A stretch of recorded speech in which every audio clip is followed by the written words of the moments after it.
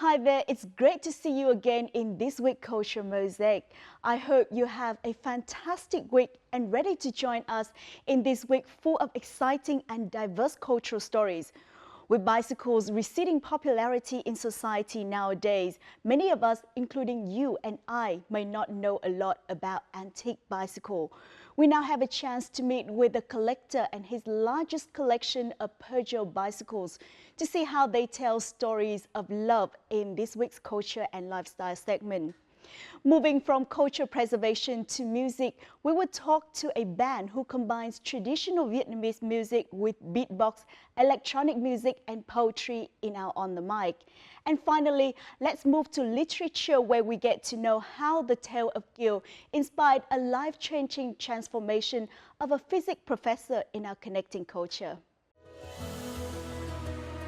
Largest collection of Peugeot bicycles tells stories of love. Lamb box combining Vietnamese traditional music with new music elements. The tale of Gil inspired a transformation for a physics professor.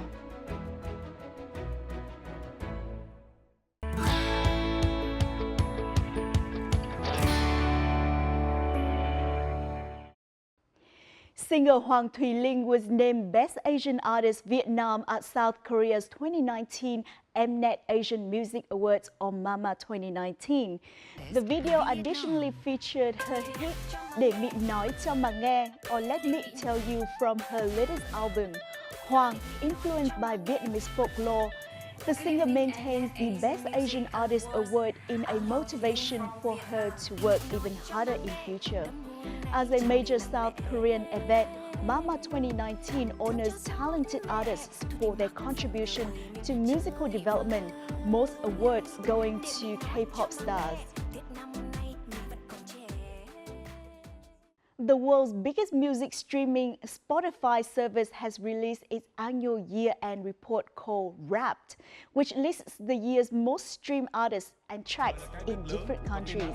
The results are based on more than 248 million users' listening habits around the world. Rapper Đen Vâu was the most streamed Vietnamese artist in the country this year. Singer Mỹ Tâm came in second, followed by Thái Vũ and Sơn Tùng MVP. Đen Vâu, whose real name is Nguyễn Đức Cường, has been making music for 10 years, was famous in underground and independent music scene in Saigon. With multi-million views for his hits, Đen has become an icon for Vietnamese rap music lovers in recent years.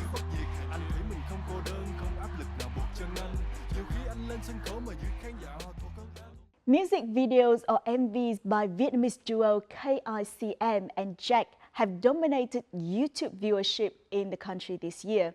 The duo, who has been breaking V-pop records with multi-million views hit in 2019, were most prominent in the list of 10 most viewed Vietnamese music videos, with 3 of their music videos occupying the top 3 positions, according to the 2019 YouTube Rewind report for the Vietnamese market, released by the US-based video sharing platform Bạc Phật or Yêu Fate, released on April the 16th this year, was the most viewed in Vietnam with more than 255 million YouTube views.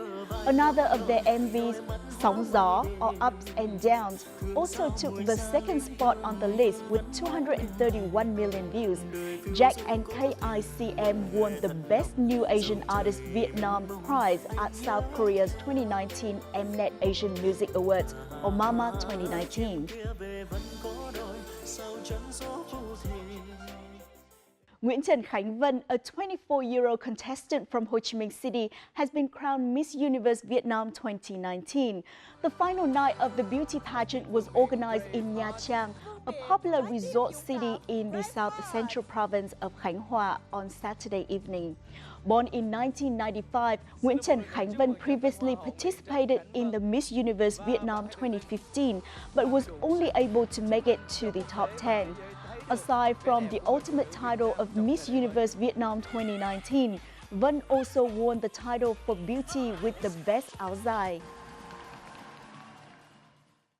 An 18-minute Vietnamese movie Mặn Ngọt or Sweet and Salty was selected Best Short Film by young jurors at the Singapore International Film Festival 2019. Directed by Dương Diệu Linh, Sweet Salty was screened in the Southeast Asian Short Film Competition at the festival with 17 other movies. Sweet Salty features a 40-year-old pregnant woman who decides to confront her husband's secret lovers, but the showdown leads to a sticky situation that leaves her with a bittersweet realization. The short movie, which carries a message about gender discrimination in Vietnam, premiered at this year's Busan International Film Festival in South Korea. Hát tiếp về các chị. Bích đâu? Bích đâu rồi?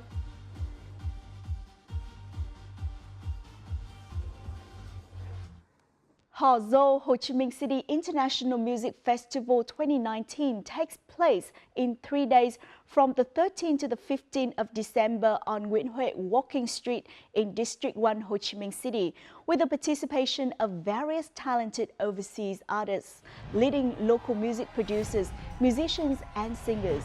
The festival could bring a large number of both inbound and outbound tourists to the city. Ho Dô Ho Chi Minh City Music Festival 2019 is the start of an initiative of annual International Music Festival, which is authorized by Ho Chi Minh City People's Committee. The festival is built under a format to be an international music festival, aiming at becoming a new destination of artists and audiences from all over the world. A variety of performances will be offered during the festival, from jazz and pop to traditional music.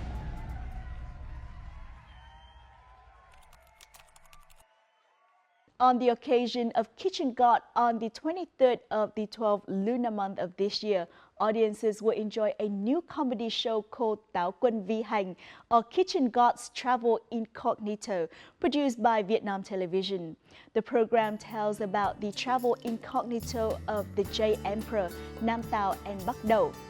The program reflects the lives of the overseas Vietnamese, thereby featuring the concerns, feelings and remaining issues among the overseas Vietnamese community. The message conveyed is that many Vietnamese people have to work far away from their home, but their love is always dedicated to their country and origin.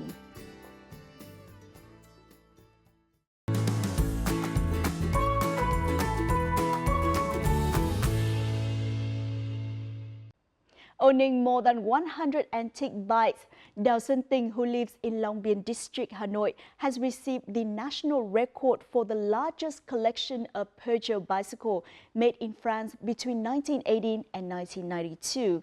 How could this man collect so many valuable antique bicycles? And how do these bikes in his collection tell his stories of love? Let's find out the answer in this week's edition of Culture and Lifestyle. Thời thanh niên ấy, thì mình mơ cuộc đời mình biết lúc nào đấy thì mình được sở hữu một chiếc xe đạp Peugeot thì sao? Một yêu anh có Senko, hai yêu anh có Peugeot cá vàng, ba yêu C-Tech gọn gàng, bốn yêu hộ khẩu rõ ràng thủ đô.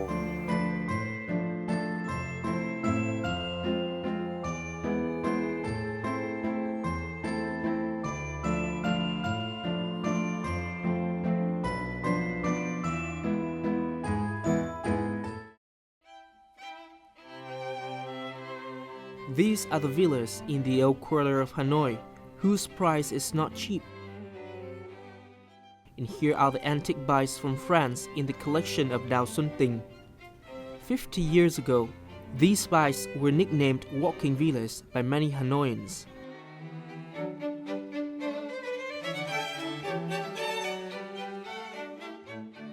Thì nói đến xe đạp Peugeot mà trước giải phóng miền Nam thì đấy là một câu chuyện, đấy là một cảm xúc. Vì một chiếc xe đạp Peugeot lúc bấy giờ thì nó trị giá tương đương với mấy cây vàng. Thì chỉ cần một hoặc hai chiếc xe đạp Peugeot thôi. Thì lúc đấy một căn hộ ở trong ngõ của phố cổ Hà Nội thì một căn hộ lúc bấy giờ cũng chỉ mấy cây vàng thôi. Thời kỳ đấy mà ai mà được sở hữu một chiếc xe đạp Peugeot này thì lúc ấy nó danh giá mà người ta cảm thấy tự hào lắm. Chính vì thế mà nó đã cứ thôi thúc tôi là những cái thời kỳ đấy đã qua rồi, Thế và tại làm sao mình lại không đi sưu tầm như là một cái hình ảnh để lưu lại Hà Nội xưa, lưu lại một cái thời đã qua, một thời để nhớ. His collection has reached about 140 bikes. These bikes come from France and were produced before the year 1975. Some among these bikes were produced in 1945.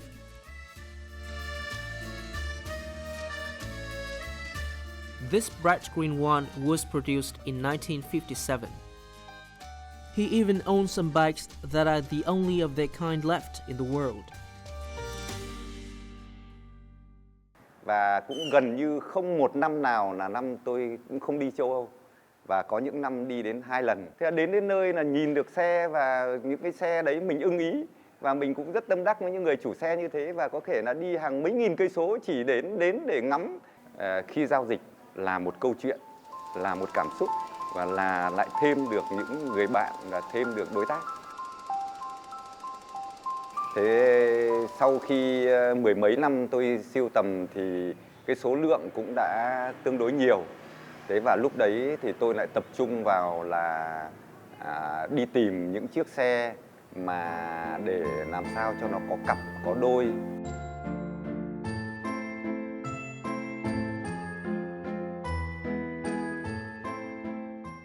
Phương tiện giao thông đấy, thì chỉ có duy nhất là xe đạp thì có giới tính, tức là xe nam và xe nữ. Khoảng độ gần 10 năm trở lại đây thì tôi sưu tầm những chiếc xe khác giới, cùng màu, cùng đời, cùng chất lượng để ghép thành những cặp đôi. Và tôi coi đấy cũng như là một gia đình. Tôi cũng muốn thổi hồn vào những chiếc xe đạp đấy để cho nó có cuộc sống và nó có nhân duyên của nó.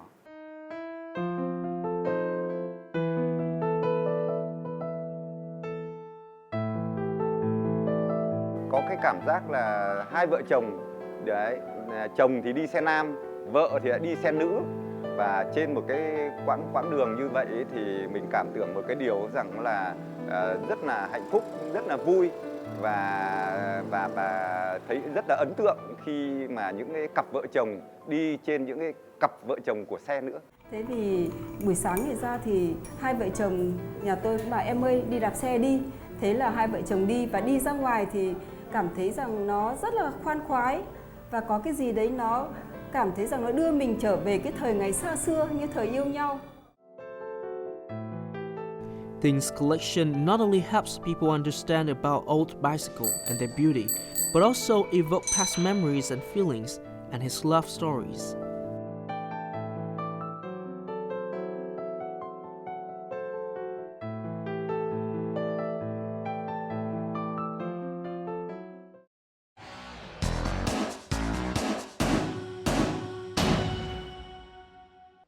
Have you ever imagined what traditional Vietnamese music combined with beatbox, electronic music and poetry would sound like? The band called Lambok has combined these elements to create their own distinctive music. In this week's On the Mic segment, let's join our reporter and learn more about Lambok Duo. We have a formula: drum, bass, beatbox, the sound of zither, plus Vietnamese traditional music like ca trù singing or quan họ singing or Vietnamese ancient poems. What will we have? It's Limebox music. The Limebox duo with Chang Lê, who all know as Chuối, who is in charge of the main vocals and plays almost every instrument on stage, and Huy Tuấn, the man of beatbox and rap, has established themselves over the last year and truly impressed local audiences. Đầu tiên thì xin được cảm ơn Limebox đã tham dự chương trình của chúng tôi ngày hôm nay. Tại sao các bạn lại chọn groovy, live, electronic music kết hợp với cả ca trù làm phong cách chủ đạo của mình? Mình nghĩ là phần groovy nó là phần tự nhiên trong người mình với cả Tuấn thôi. Groovy nó có sẵn trong người thì lúc mình viết nhạc ra thì nó ra là như vậy. Còn hip hop thì là có sẵn trong người Tuấn. Không ai bỏ được hip hop. Phần ca trù thì cũng ngẫu nhiên. Cái ý tưởng là kết hợp ca trù với cả cái nhạc groovy thì rất là tình cờ ấy.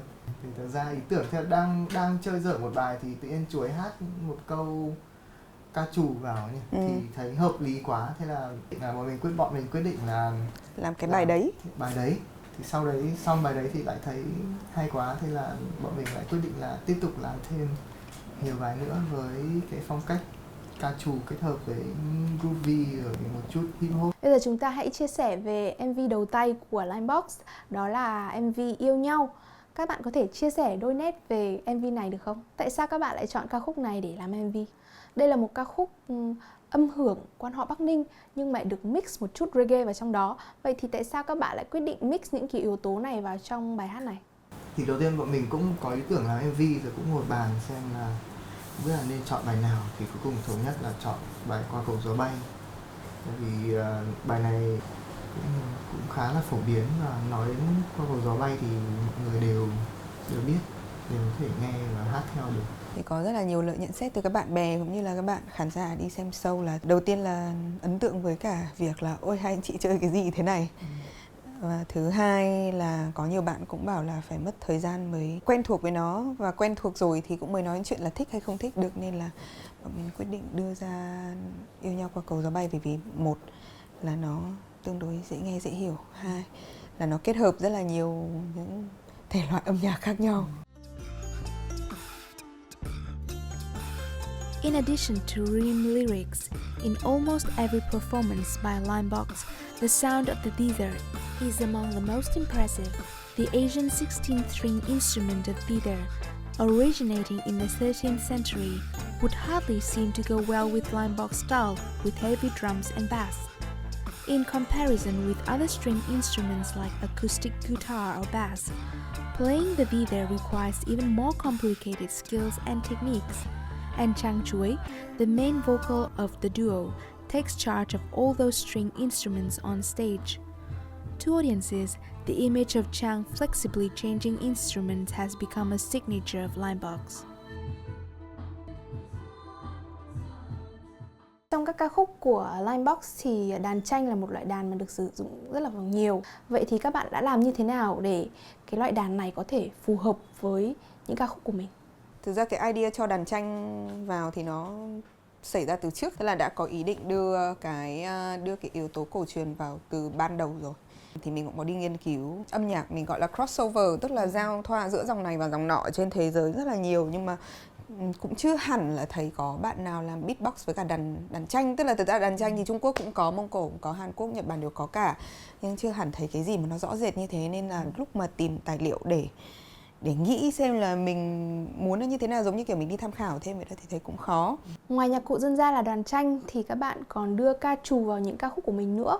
Vậy thì mục đích của việc đưa ca trù vào những bài hát của Linebox là gì? Rất thích ca trù luôn, nhưng không bao giờ dám nghĩ là mình sẽ hát ca trù. Nói chung mình có nghe ca trù cho nên là nhiều khi mà mình ngẫu hứng sáng tác với cả Tuấn thì lúc hát ra nó đã hơi có cái mùi ca trù ở đâu đấy rồi ấy. Gu nghe nhạc của người từ thế kỷ 15, 16 không thể nào giống gu nghe nhạc của người ngày nay được ấy. Cái xu hướng nó thay đổi thường xuyên. Mình nghĩ là phải có cái cách nào đấy kết hợp để cho người hiện đại nghe vẫn thấy thích. Người ta sẽ có cái mong muốn đi tìm nghe thêm về nhạc cổ truyền. Mình có sử dụng tương đối nhiều ngũ cung và hợp âm thứ vì nó dễ tiếp cận hơn với cả các bạn trẻ. Vì là có rất là nhiều cách để bảo tồn âm nhạc. Thì có những người ta nhìn nhạc cổ truyền như là với tư cách là những nhà nghiên cứu. Còn mình cũng nghĩ là phải có cái cách nào đấy bảo tồn khác nữa. Ví dụ như là mình mang nó vào nhạc hiện đại để làm cho nó dễ nghe hơn, làm cho nó dễ tiếp cận. Seen as among the first of electric music trend in Vietnam, Linebox truly brings a new appearance to Vietnamese traditional music. Ca trù singers usually use high tenor and soprano ranges in accordance with an opera melody to convey the character's emotions. That's the traditional way of ca trù singing in northern Vietnam. Linebox has adjusted ca trù singing to make it more modern, lively, and familiar, just like daily saying.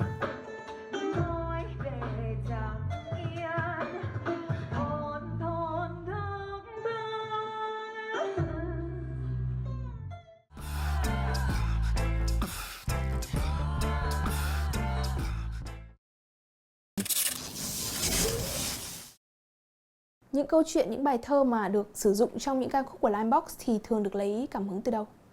Thì là bài thơ Hồ Tây của cụ Nguyễn Khuyến. Đấy là một trong những cái cảm hứng đầu tiên, một cái nguồn cảm hứng đầu tiên để mình xây dựng những cái bài hát. Thì mình có 2 bài hát là lấy thơ của cụ Nguyễn Khuyến, bài Hồ Tây và bài Mục Hạ Vô Nhân.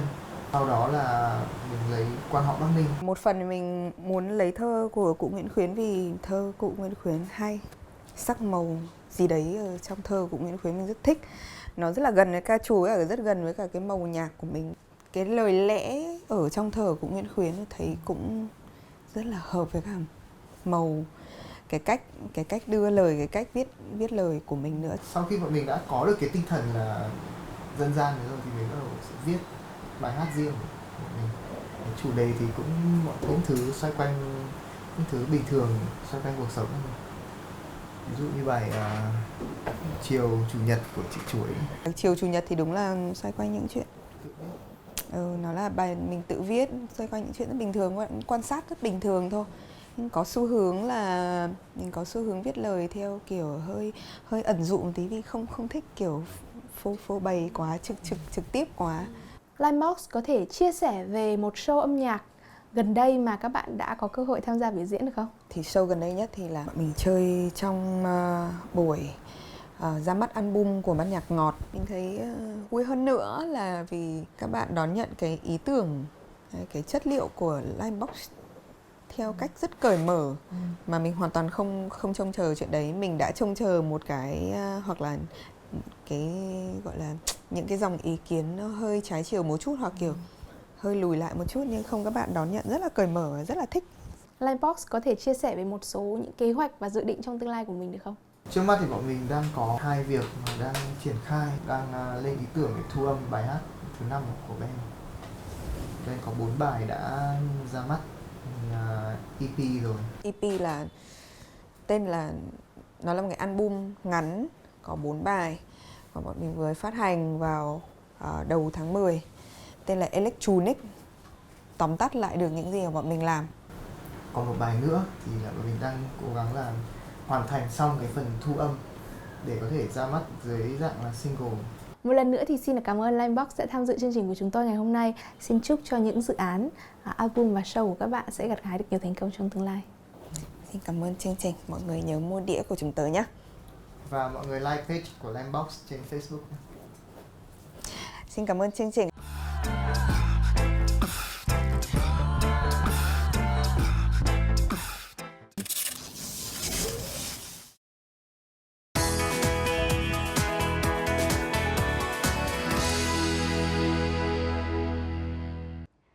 One man embarked on an incredible adventure from the United States to Vietnam thanks to the literature masterpiece The Tale of Kiều or Chuyện Kiều by Nguyễn Du. The story helped him turn a new page in his life. He turned down a life as a physics professor, left his home and came here to live. He's been accumulating in-depth knowledge of Chuyện Kiều for 20 years.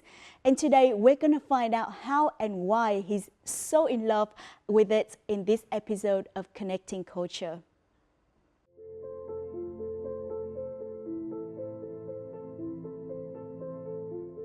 Chị cũng nụ cười kéo nước mắt khóc một đường xuân, nỗi niềm thương đến mà đâu, thay người nào đó dặn về còn xa. My name is Japal Tuttle, and I'm an American. In 1993, I earned a PhD in theoretical physics. I was lucky to have worked with some of the most famous physicists in the world, but I knew I didn't want to be a professor. I came to Vietnam for a holiday in 1998, and from the very first day here, it changed my life. I knew I wanted to quit my job and move here, and one day I found this. And it really did change my life forever. Who knows, maybe I was Vietnamese in my previous life. With his passion to totally understand the tale of Kiều, Japal Tuttle spent over 15 years finding the copies of the tale of Kiều at every old bookstore in Ho Chi Minh City. If someone says that a rare copy of the tale of Kiều is being sold somewhere, J. Paul will try to get there and buy it immediately. J. Paul usually drops by an old bookstore so that the owner remembers not only his face but also his favorite book. Kim đề tài Kim Ngân Kiều, sau này em kiếm Phong Bùi Châu. Lâu lâu em ghé có thì hy vọng là mua để về để đó giọng mấy cuốn sách cũ quá, giọng dạ. He now has about 100 rare copies of The Tale of Kiều. Most were written in the 1970s, and some are more than 100 years old. Of all of the books that Sasha to Famquin in 19... Especially, he has a copy of a unique book. So Pham Nguyen, of course, was a very famous Vietnamese intellectual. Here's his autograph where he says it's for Monsieur Pham Nguyen, the director of the Nam Phong magazine. And to me, it's just beautiful.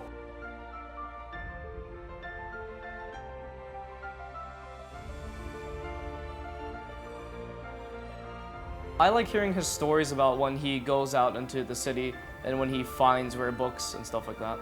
That's what I enjoy, and I keep on wanting to see him succeed, get more books too. Well, I think if he likes it, then I think he should continue doing it, and I think it's a really great hobby to have. I think it benefits him a lot because I think it's good for him to be learning new things every day and studying.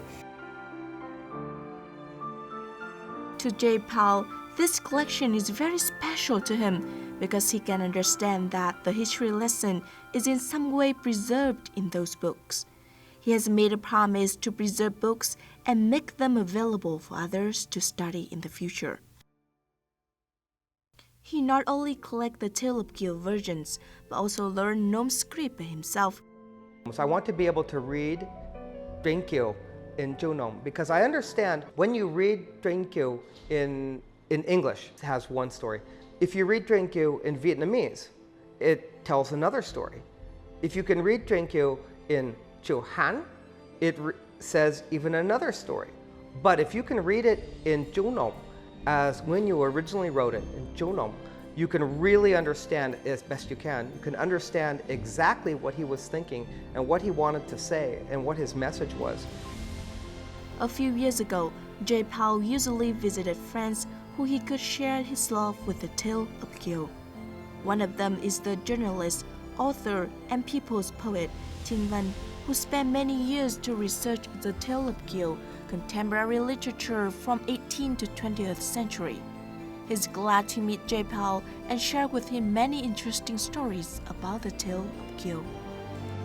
Một người nước ngoài nào đó mà yêu truyện Kiều, yêu Nguyễn Du, đi qua Việt Nam ở lại rất lâu, rồi học Hán văn, học cả chữ Nôm, rồi tập nói tiếng Việt để thưởng thức một cái án văn số 1 của Việt Nam mà bây giờ đã được nhân loại thừa nhận như thế thì rất là cảm ơn. Nhân danh tôi và nhân danh người Việt Nam, nhân danh những người yêu văn học nghệ thuật, cảm ơn bạn mình.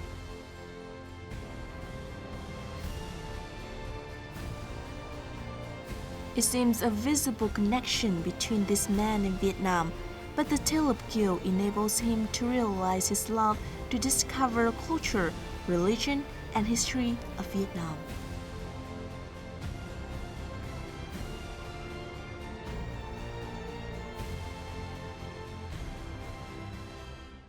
And that is the end of our program.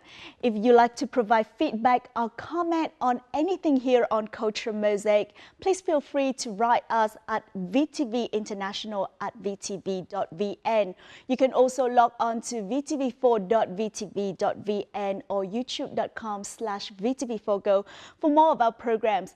Don't forget to join us next week for another episode of Culture Mosaic. Goodbye for now.